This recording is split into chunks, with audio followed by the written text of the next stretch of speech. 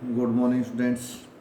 आज हम political science का चैप्टर नंबर 1 शीत युद्ध के दौर का पार्ट नंबर 6 रीड करेंगे।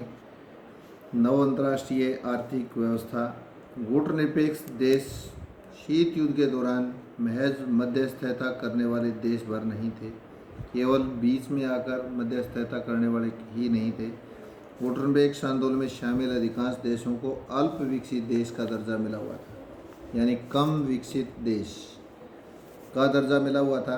इन देशों के सामने मुख्य चुनौती आर्थिक रूप से और ज़्यादा विकास करने तथा अपनी जनता को गरीबी से उभारने की थी। नव स्वतंत्र देशों को आज़ादी के लिहाज से भी आर्थिक विकास महत्वपूर्ण था। बगैर टिकाऊ विकास के कोई भी देश सही मायने में आज़ाद नहीं रह सकता है, उसे धनी देशों पर निर्भर रहना पड़ता है।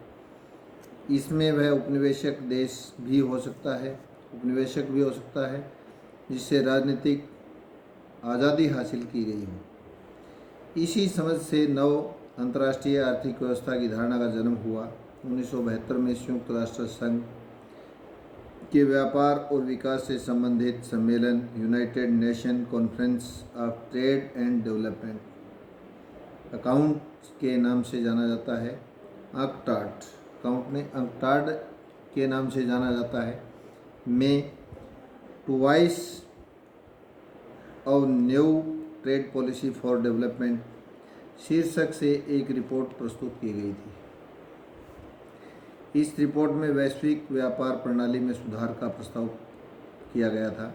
इस रिपोर्ट में कहा गया था कि सुधारों से अल्प विकसित देशों को अपने उन प्राकृतिक संसाधनों पर नियंत्रण प्राप्त होगा जिनका दोहन पश्चिम के विकसित देश करते हैं। अल्प विकसित देशों की पहुंच पश्चिमी देशों के बाजार तक होगी, वे अपना सामान बेच सकेंगे और इस तरह गरीब देशों के लिए व्यापार फायदेमंद होगा। पश्चिमी देशों से मंगाई जा रही प्रौद्योगिकी की लागत कम होगी और अल्प विकसित देशों के अंतर्राष्ट्रीय आर्थिक संस्थानों में भूमिका बढ़ेगी। गुटनिरपेक्षता की प्रकृति धीरे धीरे बदली और इसमें आर्थिक मुद्दों को भी अधिक महत्व दिया जाने लगा। बेलग्रेड में हुए पहले सम्मेलन 1961 के अंदर आर्थिक मुद्दे ज़्यादा महत्वपूर्ण नहीं थे।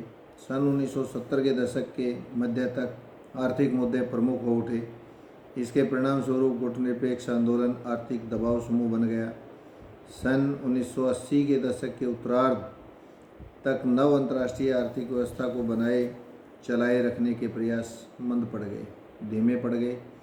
इसका मुख्य कारण था विकसित देशों द्वारा किया जा रहा तेज विरोध। विकसित देश एक सुर में विरोध कर रहे थे, जबकि गुटनिरपेक्ष देशों को इस विरोध के बीच अपनी एकता बनाए रखने के लिए जी तोड़ मेहनत करनी पड़ रही थी। भारत और शीत युद्ध।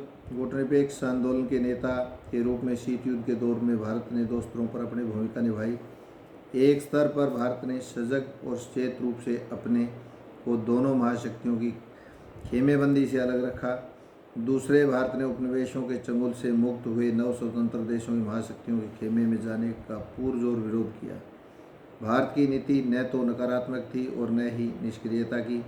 नेहरू जी ने विश्व को याद दिलाया कि गुटनिरपेक्षता कोई पलायन की नीति नहीं है, कोई दूसरे देशों में शामिल होने की नीति नहीं है। इसके विपरीत भारत शीतकालीन युद्ध प्रतिद्वंद्विता की जकड़ ढीली करने के अंतर्राष्ट्रीय मामलों में सक्रिय रूप से हस्तक्षेप करने के पक्ष में था।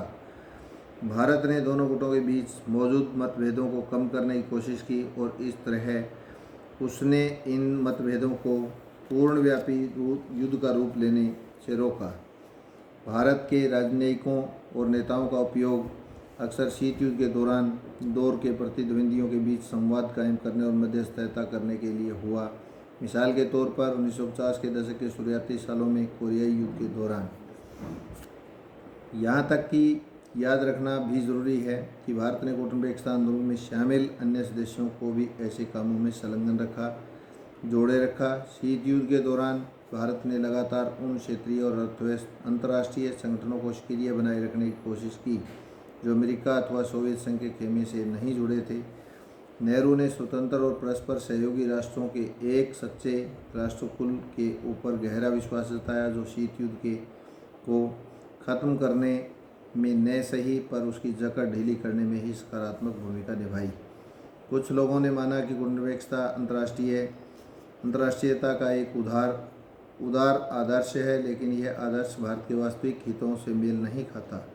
यह बात ठीक नहीं है। गुटनिरपेक्षता की नीति को कम से कम दो तरह से भारत का प्रत्यक्ष रूप से हित साधन किया।